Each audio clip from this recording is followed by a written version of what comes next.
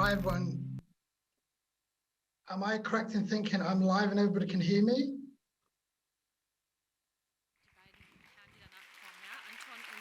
Yeah. Perfect. Thank you very much.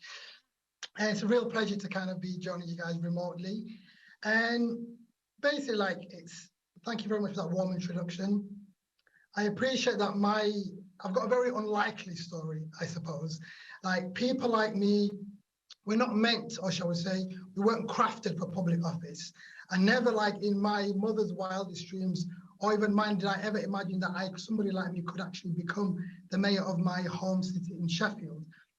Neither could I actually have ever imagined getting elected as a representative representing Yorkshire in the European Parliament, especially as my region had previously elected a far-right fascist to represent them.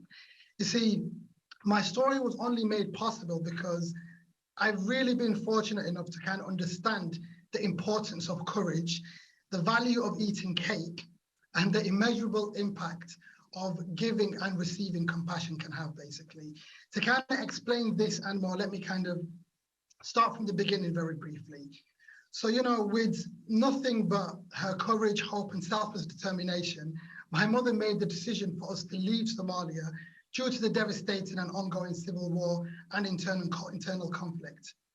And after a few months of us living in Ethiopia, waiting to see where in the world we would end up, we found ourselves in Sheffield, in Yorkshire. And, coming from a very hot country like Somalia, my earliest memory of our arrival in the UK was that it was raining a lot. And it didn't take too long to kind of realize that this weather was the kind of default setting for this part of the world. And after spending some time studying aquatic zoology at university, I came back to my home city to kind of see levels of injustices I'd never seen before.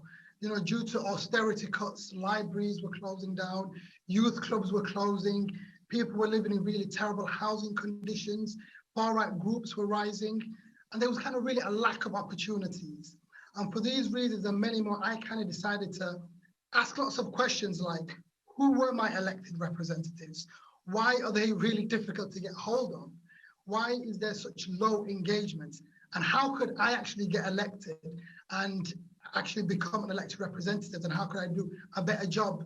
And I guess it was through asking a series of questions and, being tired of complaining and tired of asking the wrong people to do the right thing. I decided to take the leap and stand in for office myself, initially as an elected councillor and then as mayor of Sheffield.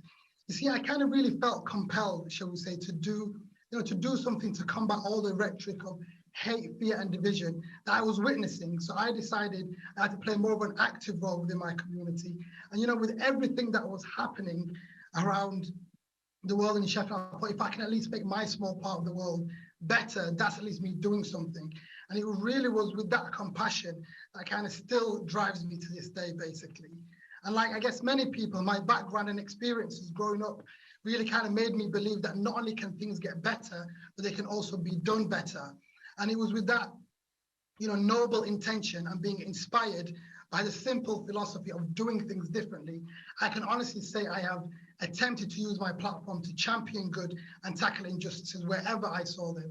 And of course, a lot of that was using creativity and, the intention was to bring people together in a world that at times feels like it's driving us apart. And the reception I kind of received, whether that be on social media, traditional media, speaking with strangers, visiting schools, or just, speaking with businesses, it was kind of overwhelmingly positive and empowering. You see, what I kind of really learned was that people, like the status quo had kind of left the majority of people really, really tired and in despair and kind of really wanting something new. And however, it hasn't been, shall we say, easy at times. And of course, it came with many challenges and personal and public, whether that be kind of overcoming my own imposter syndrome, like even at times my own city council attempting to change a 125-year-old constitution to try and limit my influence, to kind of dealing with a barrage of abusive and death threats at times that kind of left me, like many people, exhausted at times. And as someone who kind of really prides themselves on being a creative, I really kind of came to, I should say, understand that performance is at the heart of persuasive politics. Like communication today, especially when you're competing with so many other things, while at the same time people's attention spans are getting shorter and shorter, it really is difficult. And I learned early on that you have to like not just think about what your message is and what you want people to hear, but you also have to like also kind of like how you want them to hear and how you want them to interact with it. And a lot of it is performative and at times, and you can kind of like, you have to give people a reason to kind of engage. And that kind of really does stem with authenticity. So yes, like a lot of the kind of things that methods that I would use and in terms of engaging people would be like using popular culture, photography, and at times using bombastic acts, which left many people scratching their heads. But everything was calculated with the intention to, of course, spark debate and ignite change, or at the very least, push ideas forward. It kind of really was, I was fortunate that it kind of resonated with people's emotions, you know, creating an environment where campaigners and storytellers can go into kind of win the hearts and minds by creating a cultural shift in opinions. This thing kind of really went on to pave the way for policy change through public and political pressure. And I guess with the consequences of climate change, the ongoing global pandemic and the war in Europe, our world is experiencing serious challenges. And, you know, despite how many global summits that take place or how many new policies get introduced, the reality is that I kind of can't forget at times is that we can't legislate love. We can't legislate compassion, and we definitely can't legislate empathy. That's why I think we can't afford to neglect the role art has in helping us identify with one another and expanding our notion of we from local to global. And it was actually the late, great Maya Angelou who said, people may not remember exactly what you did or what you said, but they will always remember how you made them feel. And I guess that really couldn't be more true, especially in times when we're kind of living where, you know, life moves so fast and we all kind of suffer with so much information overload. I always try and kind of really engage with people on an emotional level to kind of grab their attention, kind of elevate their essential causes and kind of demand things that are better. And I guess like to a certain degree, let's face it, like it doesn't always come without risk. And that's something like you kind of just have to accept. And one of the things I kind of learned quite early on is that people are just not going to like you. Like you will offend someone. Maybe you may even end up offending lots of people, no doubt. But just kind of, I always kind of remember the kind of point of saying, if you're trying to be everyone's cup of tea, you might as well be a mug, which is an old English saying. I guess that being said, one thing I realized early on was, you know, the importance of meeting and kind of speaking with strangers, and especially with people who passionately disagreed with me and my actions, or even, you know, at times straight up hated me. But, you know, despite our differences, whether it be political, social, or whether, you know, crocs in public should be made illegal, it really, really is important to kind of understand that we have a lot more in common than our differences. So that being said, we all kind of have to, I guess I kind of learned that to have a commitment, to have the commitment and courage to truth seeking, and understand that truth seeking is not something you can do in a closed-minded, you know, self-righteous way. It requires values of intellectual humility, open-mindedness, willingness to engage with others, you know, willingness to listen, willingness to even understand that at times you could be wrong, like nobody's got a monopoly on truth, understanding that we can be fallible, and kind of crucially understanding that truth seeking is a joint process. And just briefly, I really kind of want to touch on the topic of representation. I'm sure you will all agree with me that politics and institutions must be made accessible to absolutely everyone, and I try and live by that in everything that I do. And you kind of like, one thing it's a commonly held belief is that poor representation breeds mistrust and a lack of respect. Conversely, diverse representation builds tolerance and understanding. And if I'm being completely honest with you, one of the many reasons she would say that I gathered so much attention, positive and negative, as a politician or whatever, is due, in my opinion, to a failed democracy. If we look at those who are leaders, who are meant to lead us, whether that be institutions or governments, ask yourself, do they actually really reflect the people they are meant to represent? Is having diversity for diversity's sake a good thing? Like also just even like asking yourselves, does having diversity quotas lead to meaningful change? Like, don't get me wrong, of course, like, yes, representation matters and it is important. It's kind of incredibly, like, think about it, it's incredibly, really, really empowering for a minority community to see someone who looks and talks like them in a position of influence. But we must not make the mistake of subscribing to what I call trickle-down identity politics. You know, simply having more black and brown faces in high places like will not solve the kind of deep-rooted issues for anybody. We can't afford to have more tinkering or tweaking around the edges of what I call a disaster capitalist global order. And, you know, diversifying inherently unjust systems is frankly liberal nonsense, in my opinion. So for a truly, and I mean a truly transformational change in the material realities of marginalized community space, nothing short of comprehensive social justice will do.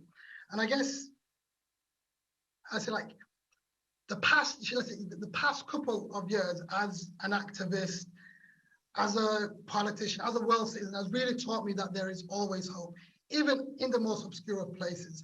And it's kind of really taught me three key valuable lessons that I'd love to share with you all. The first one being courage is contagious. And the reason I start with courage as the first is because it is the enabling virtue for any human being. Like, you need courage to think, you need courage to change, you need courage to have hope. So, you know, like, making good things happen often means being in difficult situations, and you need the courage to carry out and stand up when people are telling you otherwise. So a question I'd love to kind of ask you all is, how do you actually train for courage in public life? Like, you see people wanting to study politics, economics, communications, and people, like, we want to talk about strategy. But how do we actually learn courage? Like, how do we learn to be courageous? Is it even something that is teachable?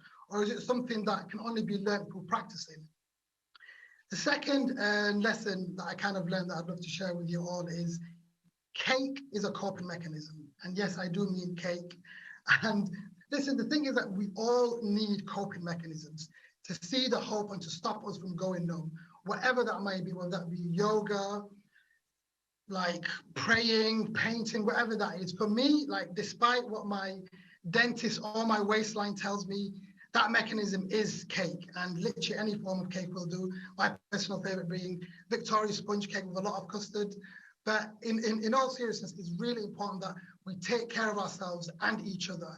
Like, I've always kind of had the long-held belief that we've got two hands, one for climbing and the other for lifting others as we're climbing. So I guess we can really never, you know, achieve the change that we want to see alone. So I guess there's one thing we could all ask ourselves is, of course, firstly, what is your cake? And I guess in times of pandemic, war, and inflation, what are we doing to support those around us? And the last kind of lesson I'd like to share is, by no means the least, is compassion, compassion, compassion. Like, honestly, like, I'm sure there's many people from different backgrounds listening today, but regardless of what career or line of work you're in, compassion has and must be at the heart and center of everything that we do. Like, yes, we are living through polarizing, difficult times where we may encounter events, words, and people that absolutely infuriate us, but we need to be strong, be understanding, work collaboratively, and most importantly, show compassion, as compassion, in my opinion, is the ultimate manifestation of strength. So let me ask you all, like, how do you respond, should we say, how do we respond to people who say compassion as like it's a form of weakness, or better yet, how do you even like train leaders, civic leaders, or anyone for that matter, to like put compassion at the center of their public service? And you know, like, it may be obvious, but let me kind of also just remind you all that nothing we see in the system that we're actually born into and we actually see growing up is natural in any sense. Like, somebody really decided that things should be this way. Like, the problems we face didn't necessarily kind of just all come down from the heavens. They are man-made, and you can argue mainly by men in suits. So it kind of leads to kind of believe that, therefore, like, good human decisions can change everything for the better. And I guess the thing is, every single one of us has some form of a platform, some degree of influence, and speaking truth to power, acting accordingly to our capability, opportunity, literally wherever that may be.